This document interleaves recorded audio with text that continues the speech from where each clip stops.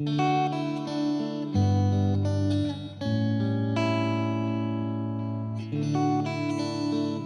बेटे, क्या कर रहे हो? मैं कुछ मदद करूं तुम्हारी?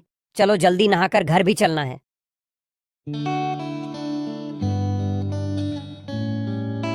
इतनी सुबह सुबह कहाँ चले? अभी तो सुबह भी नहीं हुई। आज कछुआ जी ने एक सभा का आयोजन किया है, उसी में सबको बुलाया है। हिमालय से संजीवनी बूटी को लेने जाना है, उसी पर चर्चा होगी। संजीवनी बूटी आने के बाद हम लोगों में जो बीमारी के कारण मौतें होती है वो कम हो जाएगी। जय कहाँ गया है? सुबह सुबह सोच रहा हूँ उसको भी साथ लेता जाऊं। हमारे साथ रहकर जंगल के तौर तरीके सीख जाएगा। पता नहीं कब किस पर क्या मुसीबत आन पड़े, तो उसको पहले से ही तौर तरीके सिखाए जाए। गया है सुबह सुबह नदी के पास टहलने। लो आ गया। माँ, अपने भगवान जी को अब जी भर कर नहलाओ। तुमको वहां आने जाने में परेशानी हो रही थी ना, और तुम दिन भर परेशान रहती थी। ठीक है, तुम लोग बातें करो, मैं अपनी सभा में जा रहा हूँ। अपने तय समय पर जंगल के सभी प्राणी एक नए मिशन की तैयारी के लिए इकट्ठा हो गए थे और वार्तालाप शुरू हो गया था। प्यारे दोस्तों, मोनू जी बोल रहे थे कि हिमालय पर एक ऐसी बूटी है जो किसी भी बीमारी को ठीक कर सकती है। क्या हम सब मिलकर उसे खोजने चलें? सभी लोग अपनी राय दें, क्योंकि मन मारकर किसी भी कार्य को नहीं करना चाहिए। अगर आप लोगों की सहमति हो, कृपया अपने अपने तर्क रखें। डरने की क्या बात है? हम सब मिलकर तो किसी भी मुसीबत का सामना कर सकते हैं। देखो, कुछ पाने के लिए कुछ खोना तो पड़ता है। अगर हम लोगों में से इस लक्ष्य को पाने में कोई कम हो गया तो कोई बात नहीं, लेकिन हमारी आगे आने वाली पीढ़ी हमें याद रखेगी। लेकिन रास्ते में हमें बर्फानी तूफान, खड़ी चढ़ाई और शायद हिमतेंदुए भी मिल सकते हैं, और भूख और प्यास तो लगेगी ही। भाई, भूख प्यास तो मैं झेल लूंगा। मैं तो सबसे ज्यादा सर्दी और बर्फबारी से डरता हूँ। सब चिंता मत करो, हम सब मिलकर एक एक दूसरे की मदद करेंगे। मोनू अपनी नुकीली नाक से रास्ते की मुश्किलों को हटाएगा। जंगली स्वर अपनी सूंघने की शक्ति से खतरे का पता लगाएगा। हिरनी अपनी तेज नजर से दूर तक देख सकती है और हमें खतरे के प्रति आगाह करेगी। साही अपने मजबूत नुकीले तीरों से हमारे दुश्मनों को हमसे दूर रखेगी। और मेरे पास तो कठोर आवरण है, मुझे दुश्मनों की कोई चिंता नहीं है। रही बात भूख, हम लोग बहुत दिनों तक भूखा रह लेते हैं, और अजगर हमें खतरनाक हिम तेंदुओं और भालू इत्यादि से हमारी रक्षा करेगा। आप लोग छोटी छोटी मुश्किलों का सामना तो कर सकते हैं, लेकिन प्राकृतिक आपदाएं जैसे उच्च ऊंचाई पर ऑक्सीजन की कमी, हिमालय जैसी ऊंची जगहों पर ऑक्सीजन का स्तर काफी कम होता है। यहाँ हमारे लिए सांस लेना मुश्किल होता है। अलग अलग जानवरों की ऑक्सीजन की कम मात्रा में जीवित रहने की क्षमता अलग अलग होती है। कुछ जानवरों में ऊंचाई वाले इलाकों में रहने के लिए विशेष अनुकूलन होते हैं, जैसे कि बड़े फेफड़े या अधिक लाल रक्त कोशिकाएं। आप लोगों को हिमालय पर रहने के लिए सबसे पहले वहां के वातावरण के अनुकूल होना पड़ेगा। पर्वतों पर चढ़ने वाले भी ऑक्सीजन सिलेंडर का उपयोग करते हैं। वहां के जानवर जैसे याक और पिका ऊंचाई वाले इलाकों में रहने के लिए अनुकूल होते हैं।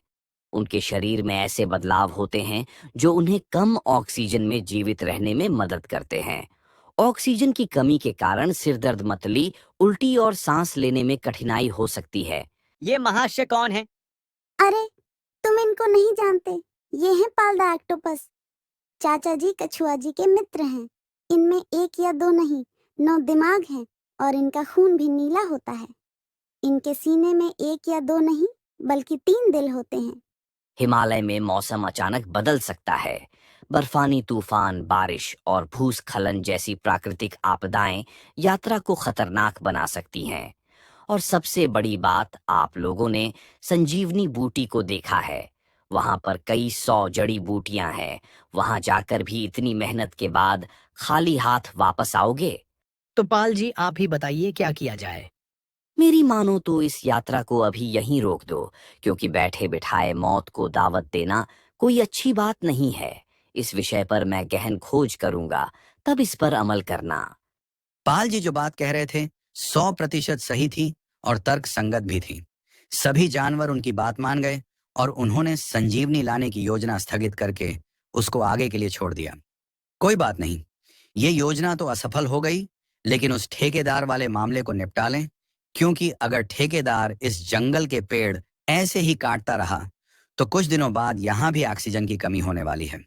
हाँ दोस्तों, अब इस काम को खत्म कर लेते हैं। सभी अपने अपने सगे संबंधियों के साथ एक साथ जहाँ जंगल कटान हो रहा है वहां पर मिलते हैं। और कुछ ही देर में जंगल के सारे जानवर एक साथ इकट्ठे हो जाते हैं और जंगल के मुहाने की तरफ चलने लगते हैं।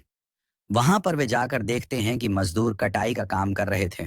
उनको देखकर सारे मजदूर धूम दबाकर भाग जाते हैं। सारे जानवर ठेकेदार को घेर लेते हैं। क्यों बे?